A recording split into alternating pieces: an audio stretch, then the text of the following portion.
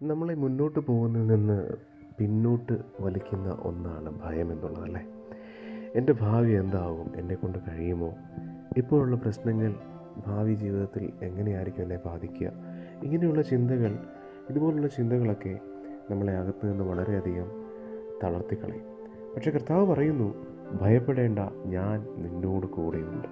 അവൻ നമ്മോടൊപ്പം നടക്കുന്നു, നമുക്കായി പോരാടുന്നു. നമുക്ക് മുന്നോട്ട് പോകുവാൻ ബലമില്ലെന്ന് തോന്നുമ്പോൾ അവൻ നമ്മുടെ ശക്തിയാകുന്നു. നമ്മുടെ വഴി ഇരുൾ നിറയുമ്പോൾ അവൻ വെളിച്ചമാകുന്നു.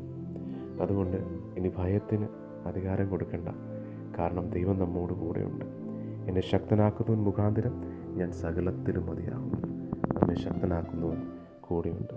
ഇന്ന് തന്നെ ഭയം വിട്ടുകളഞ്ഞ് വിശ്വാസത്തോടെ മുന്നോട്ട് പോകാൻ നമുക്ക് കഴിയട്ടെ. ഒരു പടി മുന്നോട്ട് വെക്കൂ, ഭയം മാറ്റി വെച്ചിട്ട്. വിശ്വസിച്ചാൽ ദൈവത്തിൻ്റെ മഹത്വം നമുക്ക് കാണുവാൻ സാധിക്കും.